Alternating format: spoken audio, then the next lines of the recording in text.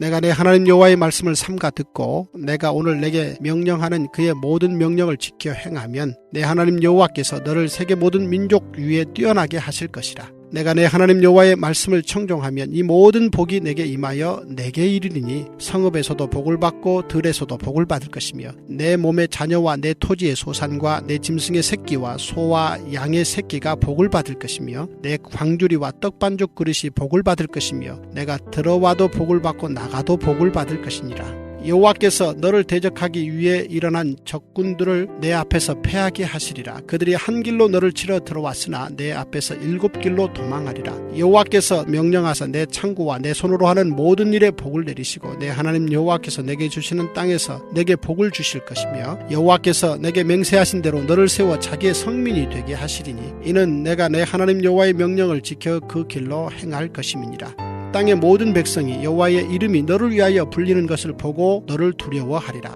여호와께서 내게 주리라고 내 조상들에게 맹세하신 땅에서 내게 복을 주사 내 몸의 소생과 가축의 새끼와 토지의 소산을 많게 하시며 여호와께서 너를 위하여 하늘의 아름다운 보고를 여시사 내 땅에 때를 따라 비를 내리시고 내 손으로 하는 모든 일에 복을 주시리니 내가 많은 민족에게 꾸어줄지라도 너는 꾸지 아니할 것이요 여호와께서 너를 머리가 되고 꼬리가 되지 않게 하시며 위에만 있고 아래에 있지 않게 하시리니 오직 너는 내가 오늘 내게 명령하는 내 하나님 여호와의 명령을 듣고 지켜 행하며 내가 오늘 너희에게 명령하는 그 말씀을 떠나 좌로나 우로나 치우치지 아니하고 다른 신을 따라 섬기지 아니하면 이와 같으리라. 기도하겠습니다.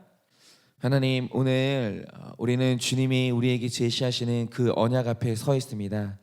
하나님, 누구도 예외 없이 하나님 이 언약에 하나님께서 허락하신 이 언약의 선택 앞에 우리는 누구나 다 서 있는 것입니다. 하나님, 내 선택이 무엇을 하느냐에 따라서 내 인생이 달라지고 내 영생이 갈리는데 하나님, 오늘도 하나님께서 우리에게 복을 주사 우리가 어떤 선택을 해야 되는지 무지한 자로 남지 않게 하시고 오늘도 그 선택을 올바르게 할 수 있도록 말씀을 허락하여 주시고 우리의 삶 가운데 선택을 허락하여 주시니 너무나도 감사합니다. 하나님, 우리가 오늘도 이 말씀을 듣고 주님 아버지 앞에서 주께서 그렇게 원하시는 복받는 길을 선택하기를 원합니다. 날마다 주님을 불신 가운데 알면서 정말 우리가 하나님께서 제시하신 복받는 길을 선택하지 아니하고 날마다 하나님 아버지 앞에서 복받는 길을 선택하여 주님이 기뻐하시는 인생을 살 수 있도록 오늘도 이 말씀이 들리게 하여 주시옵소서. 주님, 오늘도 이 말씀을 믿겠습니다. 오늘도 이 말씀을 통하여서 올바른 선택을 할 수 있도록 우리를 인도하여 주시옵소서. 믿사오며 살아계신 예수님 이름 받들어 기도드립니다. 아멘. 지금 저희가 읽은 이 신명기 28장은 사실은 그 신명기서의 이제 결론부에 해당하는 내용입니다. 이제 결론을 향해서 쭉 가면서 과연 너희는 이제 무엇을 선택할 것이냐라는 이제 문제를 놓고 이제 언약의 내용 그리고 언약의 선택에 따라서 이제 어떤 일들이 벌어지는지에 대해서 이제 쭉 이제 얘기를 하는 시작인데 28장 전체의 구성을 보면 네가 말씀대로 순종했을 때 받을 복과 불순종했을 때 받을 저주를 이제 쭉 나열을 하게 됩니다. 그런데 흥미로운 게 뭐냐면 하나님의 언약의 이 28장 속에 들어있는 하나님의 언약의 말씀 중에 축복의 말씀이 많습니까? 저주의 말씀이 많습니까? 라고 하면 저주의 내용이 축복의 말씀보다 5배가 많습니다. 무려 5배입니다. 그러면 도대체 이게 뭘 의미하는가? 제가 그 한 강의를 읽다가 참 옳다고 생각하는 말씀을 하나 들었는데요.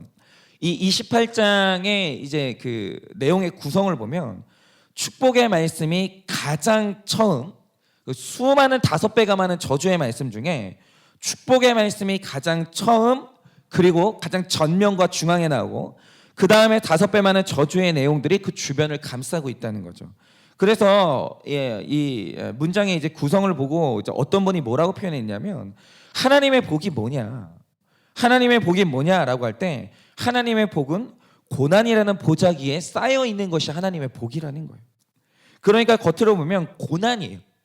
하나님이 우리에게 주시는 모든 것들은 겉으로 보면 고난이에요. 그런데 그 고난을 피하지 않고 다가가서 하나하나 내가 그것을 풀어내면 그 안에 마침내 하나님의 복이 있다라고 그렇게 얘기를 하는 거죠. 저는 일리가 있는 말씀이라고 생각합니다. 우리가 분명히 알아야 될 것은 뭐냐면 이 세상에 단 한 사람도 빼놓지 않고 모든 택자는 하나님의 복을 받기 위해 부름받은 존재예요. 여러분, 어떤 특자에게도 하나님의 저주가 그를 향한 하나님의 목적일 수 없어요. 절대로. 그를 향한 하나님의 목적은 뭐냐? 반드시 하나님은 그에게 복을 내리실 것이고 복받기를 원하고 복은 그에게 예정이 되어 있어요. 하나님께 부름받고 선택을 받았는데 저주받은 인생으로 생을 마감한다? 그런 일은 존재하지 않습니다. 어떤 경우에도 그런 일이 일어나지 않아요. 하나님께서 우리 삶에 어떤 사건을 주시고 어떤 만남을 겪게 하셔도 모든 일을 하시는 그 최종 목적지는 어디냐? 그건 복이에요. 반드시 하나님은 우리를 복의 자리로 끌고 가세요. 복을 경험하게 하시고 복을 우리의 소유가 되게 하신다라는 겁니다. 저는 이걸 믿어요. 정말로 믿습니다. 하나님은 반드시 오늘 나의 저주를 복으로 바꾸실 줄을 믿어요. 그런데 우리가 하나님이 주신 복을 받는다고 할 때 오늘 말씀의 구조에서 보게 되는 굉장히 중요한 사실 하나가 있습니다. 그게 뭐냐? 복의 내용이 시작되는 도입부가 1절부터 이제 6절인데요. 내용을 보면 이거는 너무 유명한 말씀이고요. 너무 좋은 말씀이에요. 이런 말씀이 기록되어 있죠. 네가 하나님의 말씀에 순종하기로 선택을 하면 성읍에서도 복을 받고 들에서도 복을 받고 내 몸의 자녀와 내 토지의 소산과 내 짐승의 새끼와 소와 양의 새끼가 복을 받을 것이며 내 광주리와 떡반죽 그릇이 복을 받을 것이며 내가 들어와도 복을 받고 나가도 복을 받을 것이니라 이랬습니다. 이거는 그냥 문자적으로 받으시면 돼요. 이거는 어떤 해석이나 어떤 뭐 비유가 아니고요. 문자적으로 받으시면 되는 거예요. 이 복이 임해요. 저는 이걸 믿거든요. 그런데 참 재미있는 것은 뭐냐면 저주의 말씀이 시작되는 도입부는 15절부터 19절이에요. 그런데 이 저주의 내용이 뭔지 아십니까? 저주의 내용이 뭐냐면 축복의 말씀을 그대로 뒤집은 게 저주의 내용이에요. 내용을 한번 읽어볼까요? 내가 성읍에서도 저주를 받으며 들에서도 저주를 받을 것이요 또 내 광주리와 떡반죽 그릇이 저주를 받을 것이요 내 몸의 소생과 내 토지의 소산과 내 소와 양의 새끼가 저주를 받을 것이며 내가 들어와도 저주를 받고 나가도 저주를 받을 것이라. 똑같은 인생인데 똑같이 들에 나가고 똑같이 안에 있고 똑같은 자녀가 있고 똑같은 떡반죽 그릇이 있는데 어떤 사람은 하는 일마다 저주를 받고 어떤 사람은 하는 일마다 축복을 받는 거예요. 그러니까 지금 이게 데칼코마니처럼 똑같아요. 저주받는 인생과 축복받는 인생이 딱 포개져가지고 똑같아요. 삶의 형태라는 게 똑같다는 거죠. 이 사람도 자녀가 있어요. 이 사람도 자녀가 있어요. 이 사람도 떡반죽 그릇이 있어요. 이 사람도 있어요. 근데 문제는 뭐냐면 똑같은 인생인데 어떤 사람은 하는 일마다 저주받고 어떤 사람은 하는 일마다 복받는 거예요. 그러면 이런 거죠. 도대체 내가 왜 이렇게 됐을까? 나는 왜 이렇게 됐을까를 생각하면서 그 이유를 정직하게 파고 들어갈 때 오늘 하나님께서 말씀하시는 그 이유가 뭐냐, 그 끝에 내가 어떤 이유를 만날 수 있느냐라고 하면 바로 거기에 나의 선택이 있는 거예요. 제가 얼마 전에 하셨던 우리 권사님 간증에서 굉장히 큰 깨달음을 얻었던 게 뭐냐면 이 권사님의 아버지가 정말 뼈에 골수까지 가부장적인 분이라서 모든 걸 혼자 결정하시는 거예요. 뭐 저희 아버지도 그랬던 것 같은데 결정하시잖아요. 그럼 가족들은 통보 받는 거예요. 가족들 모여가지고 이제 가족 회의라고는 해요. 말로는 회의인데 회의는 주고받다가 토론 가운데 결론을 내는 거잖아요. 저희 아버지는 자기는 회의했다고 하는데 회의가 아니고 설명도 없어요. 자, 아버지는 이렇게 하기로 결정한다. 땅땅땅 하면 이제 그렇게 가는 거예요. 그런데 이제 이분도 그랬다는 거죠. 그래서 이 권사님의 심지어는 아버지가 뭐까지 정해줬냐면 신랑감도 아버지가 결정해서 시집을 보냈다는 거예요. 그런데 그렇게 한 결혼에서 너무 힘든 물질 흉년과 관계 흉년을 만났어요. 그러면 이때 나올 수 있는 게 뭡니까? 아버지에 대한 원망이 나오겠죠. 그래서 이 권사님도 내 의견을 묻지도 않고 아버지가 마음대로 내 신랑을 정해서 시집을 보냈기 때문에 내 인생이 이렇게 된 건 아버지 탓이라고, 전부 아버지 탓이라고 원망을 했다는 거예요. 그런데 이분이 얼마 전에 이 큐티 훈련을 받으시면서 이게 중요해요. 나한테 속으면 절대로 안 되는 건데 훈련을 받으면서 가만히 이 결혼도 다시 한번 해석을 해본 거예요. 이 결혼이 어떻게 성사가 됐지? 내가 왜 이 사람하고 결혼을 하게 됐지? 처음부터 가만히 묵상을 하는데 거기서 발견한 게 뭐냐, 그러니까 이분도 보통 분은 아닌 거예요. 아무나 할 수 있는 이 관점이 아닌데, 여기서 이분이 발견한 게 뭐냐면, 신랑은 내가 결정한 게 아닌 게 맞아요. 그래서 사람에 대한 사랑이 없이 결혼한 건 맞는데, 정말 이 결혼에 내가 사랑한 게 없었나? 그거를 가만히 생각을 해보니까 이 결혼에서 내가 사랑했던 진짜 중요한 것들이 있었다는 거예요. 그게 뭐냐면, 이 권사님 안에 학벌 우상이 있었는데 이 남편이 학벌이 좋았어요. 이 권사님이 돈을 좋아했는데 이 남편의 직장이 돈을 벌기에 안정적인 직장이었어요. 이분은 나만의 공간을 굉장히 사랑하는 분인데 남자에게 집이 있더라는 거예요. 사람에 대한 사랑은 없었어요. 근데 내가 사랑하는 조건을 다 가지고 있었어요. 그래서 내가 사랑하는 이 세 가지가 있었기 때문에 결혼했다라는 결론이 내려진 거예요. 즉, 이 결혼을 결정한 사람은 누구였냐? 아버지가 아니라 사실은 나였다는 사실을 깨달은 거예요. 그러나 이 결정이 나를 고난으로 밀어넣었던 거지, 아버지가 일방적으로 밀어붙여서 한 결혼이 아니었다는 거예요. 그러므로 이 모든 고난의 책임은 누구에게 있냐? 내가 결정한 나에게 있다는 거예요. 이거를 너무 정직하게 보신 거예요. 이게 바로 정직함이죠. 수많은 핑계와 수많은 원망들 속에서 내가 결정했던 이 모든 삶의 결론이 내 삶의 결론이라는 나의 문제를 보는 것이 이게 바로 거룩이고 이게 진짜 영성인 거죠. 그런데 이분이 인생이 바뀐 계기가 있었어요. 그게 뭐냐면 그것도 이분의 결정이에요. 남편 잃고 돈 잃고 직장 잃어서 극심한 흉년 가운데 있을 때 누군가 교회를 가볼래? 라고 권유를 했어요. 이 극심한 흉년을 해결해 줄 예수님을 만나볼래? 라고 권유를 한 거예요. 끌고 간 게 아니라 권유를 했어요.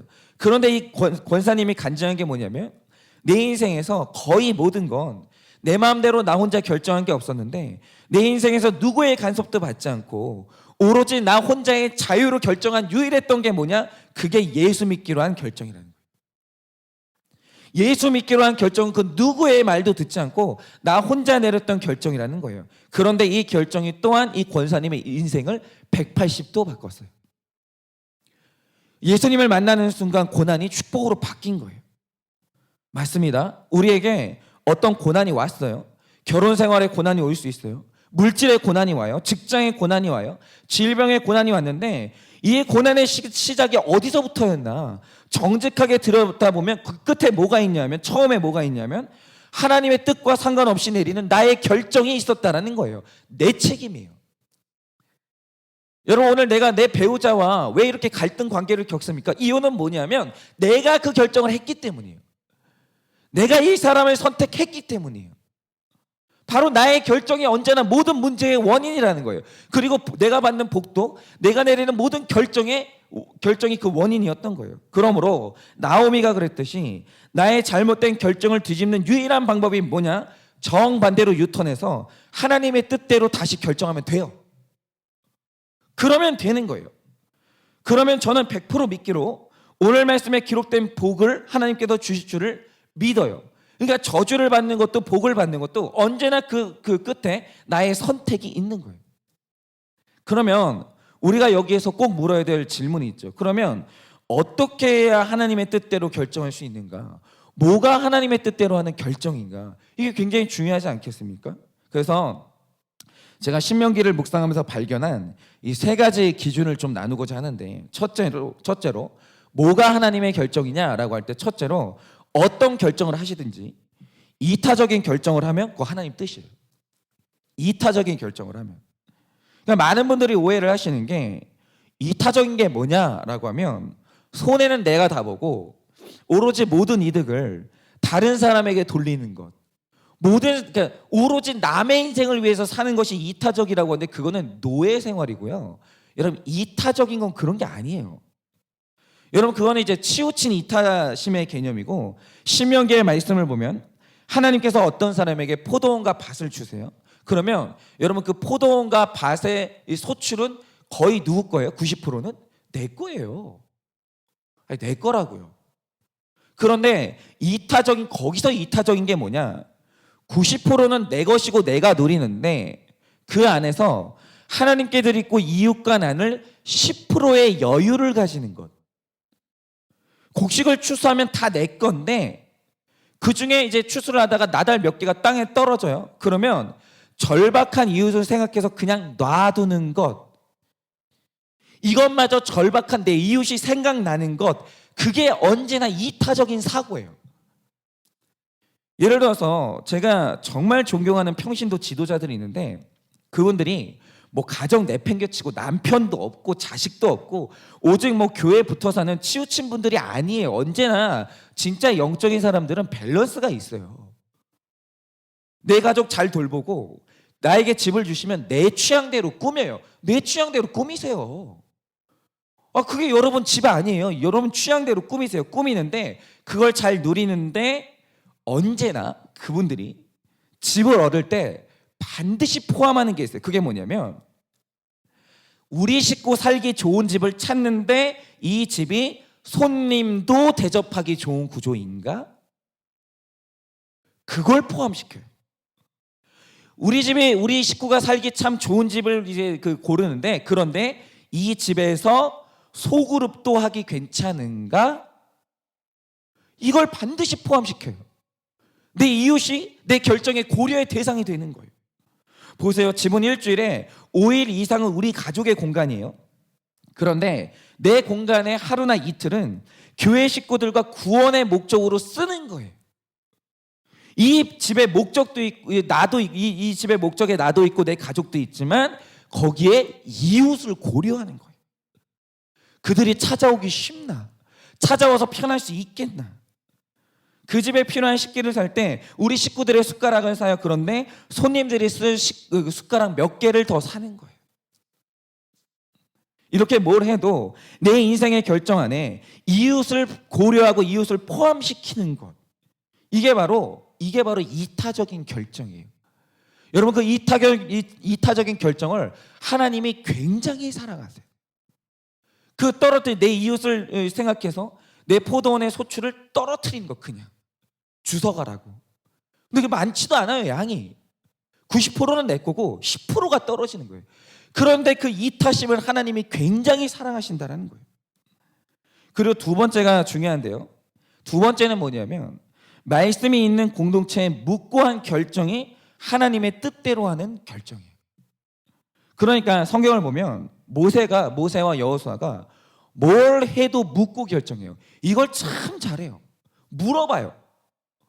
물어보는 걸 정말 잘해요. 여호수아도 묻는 걸 잘하고 모세도 물어보는 걸 너무너무 잘해요. 그런데 유일하게 딱 두 번 이 두 사람이 묻지 않고 결정할 때가 있었어요. 그게 언제냐? 모세의 경우에 광야의 세대 때, 여러분 광야의 세대가 왜 40년 광야 생활로 들어갔다고 생각하세요? 이유가 뭔지 아십니까? 가나안에 정탐꾼을 보낼 때 모세가 이상하게 하나님께 묻지 않아요. 정탐꾼을 보낼까요 말까요? 묻지 않아요. 그냥 백성들이 정탐하면 어떻겠습니까? 라고 할 때 성경에 뭐라고 나와 있냐면 그가 그걸 좋게 여겨요. 그가 하나님께 묻지 않고 모세가 이걸 좋게 여겨요. 그런데 묻지도 않고 정탐꾼을 보냈다가 잘못된 정보를 가져와가지고 백성들이 절망을 하게 되고 그 길로 40년의 광야길로 들어가요. 그리고 또 여호수아의 경우에 그 작은 아이성 전투를 놓고 이것을 하나님께 묻지 않아요. 그래서 정복 전쟁 중에 가장 작은 성인 아이성에게 유일하게 대패를 하게 됩니다. 언제나 성경에서 나타나는 치명적인 결정의 원인이 뭐였냐? 묻지 않고 결정하는 거예요. 묻지 않아요. 다른 거는 다 물어보는데 답이 정해져 있는 것들이 있어요. 진짜 내가 간절히 바라는 것들은 내 답이 정해져 있어요. 답을 정해놓고 물으러 오는 거예요. 목사님 제가 이 남자랑 결혼해야 돼요? 말아야 돼요? 답이 정해져 있어요. 그냥 목사님한테 확인 받으려고 오는 것 뿐이에요. 그건 묻는 게 아니에요. 묻지 않아요. 그런데 제가 정말 감사한 게 뭐냐면 지금 우리 교회에 점점 아주 중요한 일들을 놓고 묻고 결정하시는 분이 늘어나고 있다는 거예요. 예를 들어서 지금 직장보다 돈을 더 많이 준다고 하는 직장이 나타났어요. 나는 당연히 거기로 가고 싶죠. 그런데 내가 이 직장을 가야 되냐 말아야 되냐 같은 아주 중요한 문제를 공동체에 묻는 지혜로운 분들이 나타나기 시작했어요. 이게 바로 공동체가 점점 되고 있다는 뜻인데, 반드시 이 공동체와 함께, 말씀이 있는 공동체와 함께 묻고 내린 결정은 반드시 하나님께서 책임을 져주세요. 물어야 돼요. 나 혼자 결정하면 절대 안 돼요. 나 혼자 결정하는 모든 이 결정은 고집스러운 결정이고 치우친 결정이에요. 반드시 공동체에 묻고 모든 사람의 의견을 듣고 그리고 나서 결정을 해야 돼요. 그걸 하나님께서 굉장히 기뻐하십니다. 그리고 마지막으로 세 번째 정말 중요한 이 결정의 기준이 뭐냐면, 이 결정이 성경적이냐라는 거예요. 여러분, 우리가 낙태를 한다고 할 때 표면적으로, 제가 들어본 건 거의 다 그랬어요. 표면적으로 모든 사람이 낙태하는 이유가 뭔지 아세요? 이타적인 이유예요. 예를 들어서 내가 미혼모가 될 수도 있는 상황에서 아이를 낳는다고 해요. 그러면 낙태를 하겠다는 거예요. 왜냐? 내 인생이 아니라 태어날 아이의 인생이 너무 불행해지니까 애를 위해서 낙태한다는 거예요. 그리고 나서 주변에 물어봐요. 그러면 여러분, 이런 이유가 있잖아요. 그러면 주변에서도 웬만큼 구속사에 대한 확신이 없으면 믿는 사람도 낙태하라고 해요. 믿는 사람도 조용히. 여러분, 이때 모든 사람, 내 마음에서도 내가 이 결정을 내리는 게 이타적이에요. 그리고 주변 사람들 다 그렇게 하라고 해요. 그런데 마지막으로 내가 허락을 구해야 될 게 어디냐면, 이게 성경적이냐라는 거예요. 여러분, 온 세상이 찬성하고 내 결정의 이유가 이타적인 것처럼 보여도 성경이 낙태를 살인이라고 하면 어떤 상황에서 낳는 게 복받는 길이에요. 어떤 상황에서도 낳아야 돼요. 낳으면 하나님께서 그 생명을 지킨 것에 대한 책임을 져주시는 거예요. 내가 처음에 잘못된 결정으로 비록 자랑스러운 이 출산이 안 될지라도 반드시 회개의 저격으로 이 생명을 지키는 결정을 하게 되면 하나님은 그 결정에 대해서 반드시 복을 주신다라는 거예요. 여러분, 저는 오늘 말씀을 믿습니다. 여호와의 말씀을 삼가 듣고 명령하시는 모든 명령을 지켜 행하면 반드시 하나님은 그 인생을 책임져 주시고 복 주세요. 여러분 인생에 어떤 잘못된 결정을 하셨습니까? 여러분, 언제나 이기적인 결정을 하십니까? 단 한 번도 물어보지 않고 결정하셨습니까? 그리고 말씀에 대해서 한 번도 말씀에 맞나 아닌가 묻지도 않고 결정을 하셨습니까? 그래서 어떤 고난을 당하셨습니까? 그러나 이 세상의 모든 결정은 순종의 결정으로 뒤집을 수 있어요. 모든 저주는 반드시 복으로 바뀔 수 있어요. 그래서 오늘 이후부터는 어떤 결정을 하시는지 이타적이고 공동체에 물으면서 성경 말씀의 확증을 받고 결정하시기를 예수님의 이름으로 축원을 드립니다. 그러므로 여러분의 모든 저주가 모든 복으로 바뀌게 되고 여러분의 모든 결정에 하나님께서 복 주시기를 예수님의 이름으로 축원을 드립니다.